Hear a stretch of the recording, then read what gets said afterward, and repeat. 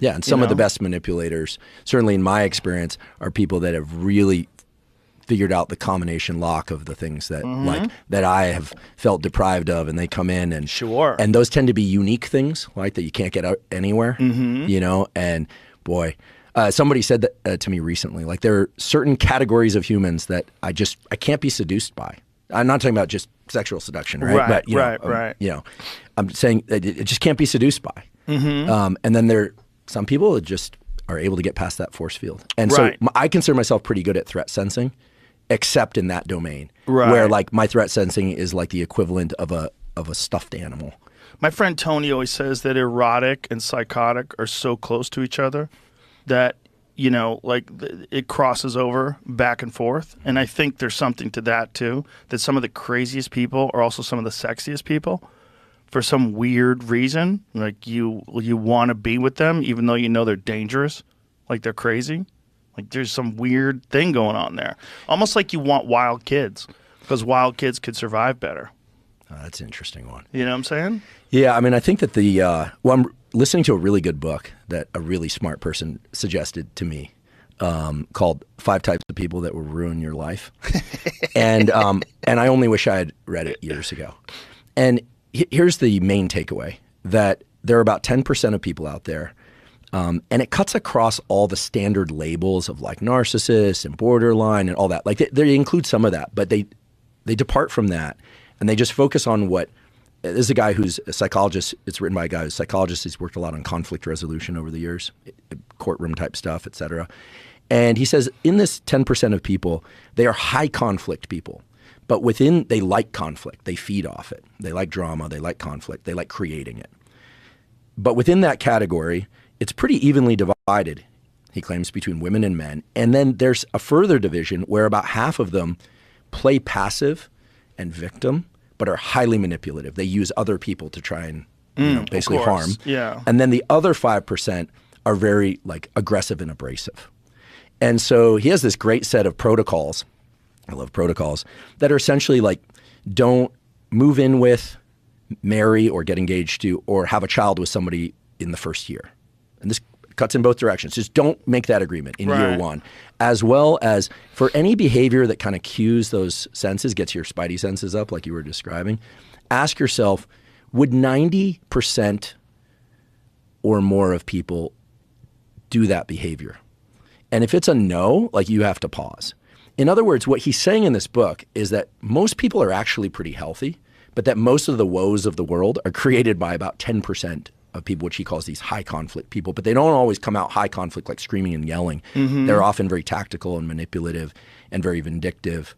They'll leverage victimhood. They'll leverage a lot of different things. And again, cuts across men and women equally, he claims.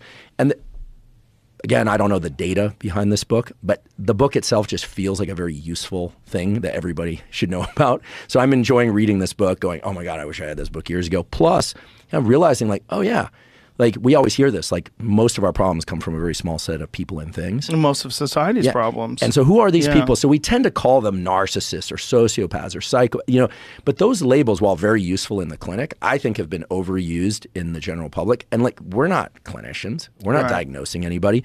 And so, but difficult people that can ruin your life abound, but it turns out it's only about 10%.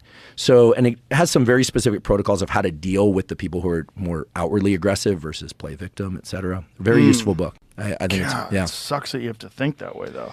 Can you just enjoy someone? Enjoy their company? If they're in the 90%. Yeah, but that's the problem. Right, but you could zig when you should have zagged, and you run into a 10%er. Take a year. Yeah, but a year is a long time, though. Yeah. Also, people can learn like what you tolerate and don't tolerate and hide certain types of behavior from you. Yes. Yeah, which can be a real issue. Oh, I've definitely experienced that. And it's, and again, I think we are often, I mean, you mentioned the relationship between erotic and manipulative and crazy, or just erotic and crazy. I think there's also that when we finally receive the sorts of, I don't know, love or affection, it's not always sex. It's not always sexual, right? Right. Like somebody like, I don't know, like rubbing your feet or paying a little extra attention to what you say or something. For some people, that's intoxicating. It's a lot of it is paying attention to you. A lot of it is like listening to what you have to say or asking you questions about your thoughts and your feelings, which a lot of people are unaccustomed to. And that's intoxicating to people because a lot of people just want to talk about themselves. So when someone wants to talk about you and really is asking questions about your feelings, you know, that can kind of manipulate you in a weird way. Yeah, it almost feels like a parental type of care that we're probably wired to look for. I mean, I always marvel at this and also just kind of shake my head and go, why? Why did God design us this way? But, you know, the circuitry in our brain that creates infant-child attachment is the same circuitry that is repurposed for all other relationships in adulthood. It's not like you get your childhood attachment stuff and then you go, okay, well, you know, you're like 15, 16, you're moving on in the world, you're hitting puberty, you're starting to date a bit, whatever. Now let's like work with a different set of mechanics, a different set of algorithms. No, it's the same set of algorithms repurposed. We know this based on the studies of infant-parent attachment and on the basis, or infant caretaker, and on the basis of studies of romantic love. It's the same circuitry.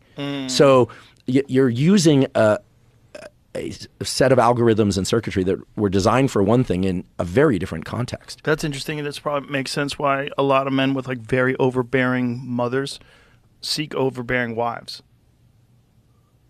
Yeah. Yeah, I've learned so much recently about just how it is that, you know, we can lose our vision of like other people, right? Like and I think this thing that we hear, like manipulation, it often sounds like, oh, it's like really like tactical. Someone's rubbing their hands. I think the really tricky part about it is I do think that most people in the world are just like doing their best to feel safe, to get their needs met. I think there are very few evil people. Right.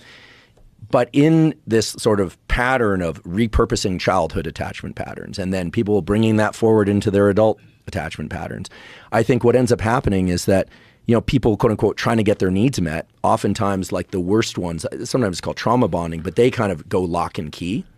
Or somebody identifies somebody that's really healthy and they're like, I'm going to latch onto them because like they're healthy. And you say, well, the healthy person should be able to spot all the landmines. But if somebody is able to really tap into like something you didn't have or something that just feels like oxygen, right? Goodness gracious, like you could be the smartest, most, you know, well acclimated person with the best parents or whatever upbringing, which most people aren't, but you know, some people do have that, and still fall kind of, you know, into this fog that is like, gosh, like you want to be with this person, but it doesn't feel good, you know, that mishmash. And I think the thing I've learned clearly is that when you feel that trepidation, run, don't walk. Like it's not like the gray zone is actually the thing to just exit fast. Gray doesn't mean like hover and check it out and like run some experiments here. A ticking bomb. Get out. Yeah. Yeah. Exactly. Run. Just run. Yeah. Just run.